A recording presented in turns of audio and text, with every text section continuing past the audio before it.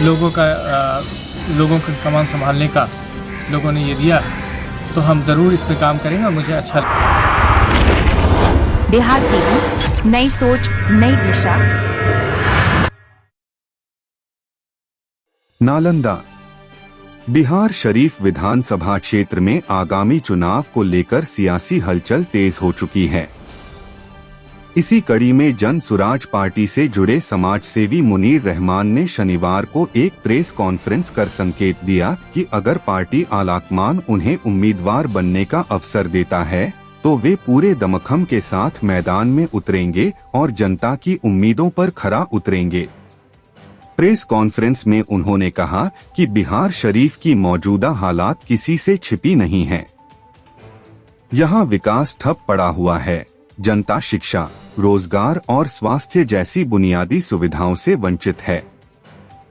उन्होंने कहा कि अगर पार्टी उन्हें टिकट देकर मौका देती है तो वे साबित करेंगे कि जनता की ताकत से बदलाव लाया जा सकता है। उन्होंने कहा, आज बिहार शरीफ की जनता निराशा और असंतोष में जी रही है। यहाँ के लोग अब बदलाव चाहते हैं।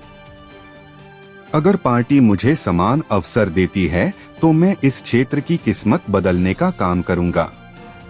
यह मेरी जिम्मेदारी होगी कि जनता के विश्वास को कभी टूटने न दूं। मुनीर रहमान ने आगे कहा कि उनकी राजनीति केवल वादों की राजनीति नहीं होगी, बल्कि ज़मीनी काम पर आधारित होगी। उन्होंने भरोसा दिलाया कि अगर उन्हें चुनाव लड़ने का अवसर मिला तो वे बिहार शरीफ की जनता के सामने 5 प्रमुख मुद्दों को आधार बनाकर काम करेंगे। इनमें शिक्षा का विस्तार, युवाओं को रोजगार, स्वास्थ्य सुविधाओं में सुधार, गरीब और पिछड़े वर्गों का उत्थान तथा क्षेत्रीय विकास शामिल होगा। उन्होंने कहा कि उनका उद्देश्य चुनाव जीतकर सत्ता तक पहुंचना भर नहीं है, बल्कि लोगों के जीवन में सकारात्मक बदलाव लाना है। उन्होंने कहा, जनता अब किसी के बहकावे में नहीं आएगी। लोग काम देखेंगे और उसी आधार पर वोट देंगे। मुझे यकीन है कि अगर मुझे मौका मिला तो जनता मुझे बहुमत से विजयी बनाएगी। उन्होंने बार बार दोहराया कि अभी यह केवल उनकी उम्मीद है और अंतिम निर्णय पार्टी आलाकमान पर निर्भर करता है। लेकिन उन्होंने यह स्पष्ट किया कि अगर अवसर मिलता है तो वे पूरी ईमानदारी और मेहनत से बिहार शरीफ विधानसभा क्षेत्र की सेवा करेंगे।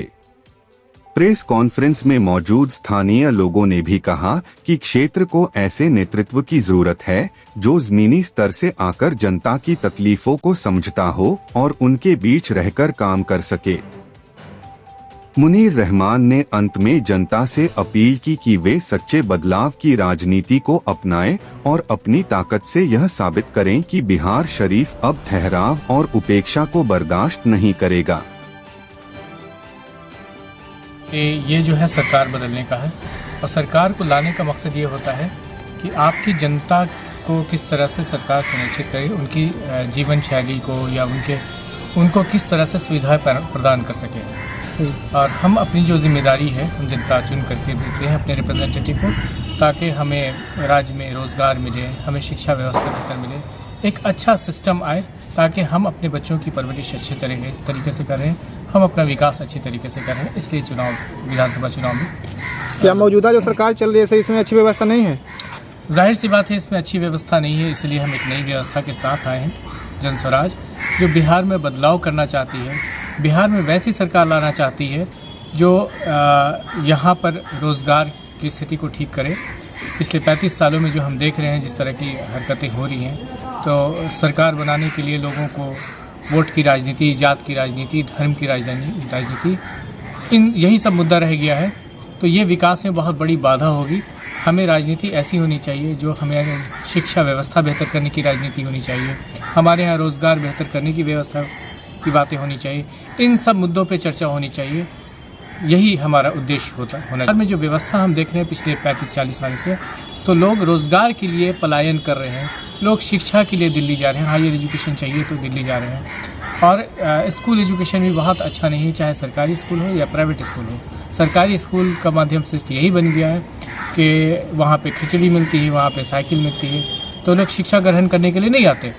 गार्जियन सिर्फ यही पूछते हैं कि भाई साइकिल का पैसा कब आया, ये नहीं पूछते हैं कि फिजिक्स की क्लास कैसी चल रही है, प्रोजेक्ट कैसा चल रहा है। तो ये व्यवस्था हमारी बन गई है, इसको बदलना चाहिए, इसीलिए हम आए हैं यहाँ पे। क्या लगती है सर कि जनसुराज की सरकार आएगी तो जितने मतलब आप लोग बात कर रहे हैं विकास का 5 को मुद्दा लेकर चले हैं, तो ऐसे मुद्दों पर काम किया जाएगा? बिल्कुल, हम इसीलिए आ ही रहे हैं, और अगर नहीं इन सब मुद्दों पे काम करते हैं तो हमें किनारे कीजिए, अगली सरकार फिर बुलाइए, एकदम आगे बढ़ाइए। तो से अपील यही करना चाहेंगे कि लोग अपने जात धर्म के वोटर्स को ना देखें। जैसे आप दूध ही बेचने जाते हैं तो आप कहेंगे कि भाई हम इसी को दूध बेचेंगे, मेरे जात वाले को हम 10 रुपये कम में बेचेंगे, कभी नहीं होता है, क्योंकि आप उससे मालूम है कि वो पैसे आएंगे तो आपके बच्चे की व्यवस्था में है, आपके परिवार की व्यवस्था में लगेगा। इसी प्रकार सरकार में भी यही होना चाहिए कि अगर हम सरकार लेके आ रहे हैं तो क्या ये सरकार हमारे बच्चों का उत्थान करने में सहयोग करेगी कि नहीं करेगी। और अब तो बड़ा हो गया विश्व, तो इन सब में देखें कि हर देश में किस तरह से सरकार चुनी जाती है, क्या उनको उनके धर्म देखे जाते हैं, उनकी जाति देखी जाती है, या उनका काम देखा जाता है। तो इतना विकास करें अपने दिमाग का, और इस विकास के बाद ही आप चाहेंगे कि सरकार बनेगी, और फिर सरकार बनेगी तो आपके भी परिवार का भी विकास होगा। कुछ लोग बोलते हैं कि सरकार में आने से पहले 15 लाख मिलेगा, हम लोगों ने सब कुछ चुन के भेजा भी कि भाई 15 लाख मिलेगा, वो नहीं मिला तो अगली बार उनको टाटा बाय बाय कर देना चाहिए। अगर जनस्वराज भी ऐसी व्यवस्था करती है कि वादा करती है और काम नहीं करती है, पलायन नहीं रोकती है, शिक्षा व्यवस्था नहीं बेहतर करती है, तो इनको भी टाटा बाय बाय कर दीजिए, और तभी व्यवस्था सही होगी। जब तक सरकार को डर नहीं होगा कि जो पब्लिक हमें हटा के बाहर कर देगी, तब तक वो काम नहीं करेगी। तो ये डर होना चाहिए। बहुत जी, मैंने भी अपने आप को प्रपोजल दिया है, संभावित प्रत्याशी हूँ। ऐसे मैं जनस्वराज में कार्य करता हूँ, और इसकी विचारधारा से मैं मुतासिर हो करके इस विचारधारा में मैं काम कर रहा हूँ। तो जनस्वराज की विचारधारा मुझे अच्छी लगी है, और अगर मुझे मौका मिला लोगों का कमान संभालने का, लोगों ने ये दिया, तो हम ज़रूर इसमें काम करेंगे, और मुझे अच्छा लगेगा ये काम करने में। क्या परिचय हुआ? हूँ बिहार शरीफ विधानसभा 172 से हूँ। हमसे जुड़े रहने के लिए और इसी प्रकार की ताज़ा खबरों को पाने के लिए हमारे YouTube चैनल बिहार टीवी को सब्सक्राइब करें, और तुरंत नोटिफिकेशन पाने के लिए बेल आइकन को प्रेस करना ना भूलें।